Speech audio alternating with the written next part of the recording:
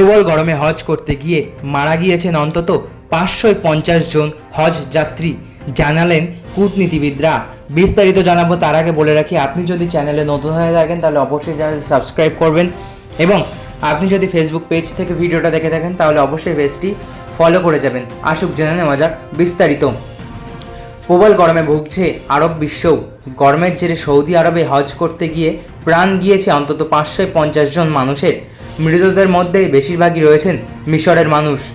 মঙ্গলবার এমনই তথ্য জানিয়েছেন কূটনীতিবিদরা। সংবাদ সংস্থা এএফপিতে প্রকাশিত হওয়া তথ্য অনুযায়ী মৃতদের মধ্যে অন্তত 323 জন মিশরের নাগরিক। মৃতেরা বেশিরভাগই তাপজনিত অসুস্থতায় ভুগছিলেন বলেই জানা গিয়েছে। একজন কূটনীতিবিদ বলেছেন, ওরা অর্থাৎ মিশরীয়রা সবাই গরমের জন্য প্রাণ হারিয়েছেন, শুধু একজন ভিড়ের কারণে আহত হয়ে মারা গিয়েছেন।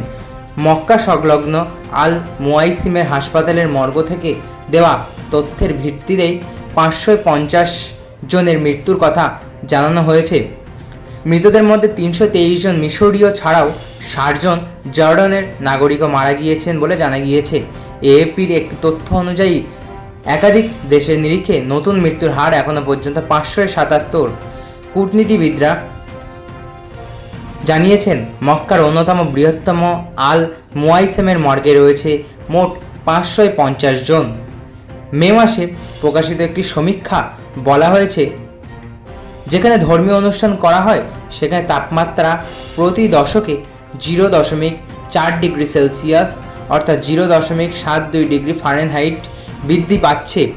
সৌদি জাতীয় আবহাওয়া কেন্দ্র জানিয়েছে, সোমবার মক্কার গ্র্যান্ড মসজিদের তাপমাত্রা 51.8 ডিগ্রি সেলসিয়াস অর্থাৎ 125 ফারেনহাইটে পৌঁছেছিল। গরমের প্রকোপে কাবু তীর্থযাত্রীরা। এর আগে মঙ্গলবার মিশরের বিদেশ মন্ত্রক বলেছিল যে হজের সময় নিখোঁজ মিশরীয়দের খোঁজার জন্য সৌদি কর্তৃপক্ষের সঙ্গে সহযোগিতা করছে কায়রো। গরমের প্রকোপে ভুগছেন এমন 2000-এরও বেশি তীর্থযাত্রীর চিকিৎসার কথা জানিয়েছেন সৌদি কর্তৃপক্ষ, কিন্তু রবিবার থেকে সেই পরিসংখ্যান আপডেট করা হয়নি এবং মৃত্যুর বিষয়ে কোনো তথ্য দেওয়া হয়নি। তাই মৃত্যুর সংখ্যা আরও বাড়তে পারে বলে অনুমান। তো বন্ধুরা, এই ছিল আজকের ভিডিও। আশা করি ভালো লেগেছে। ভালো লাগলে অবশ্যই একটি লাইক করবেন এবং আপনার কী মতামত কমেন্ট বক্সে অবশ্যই জানিয়ে যাবেন। ধন্যবাদ।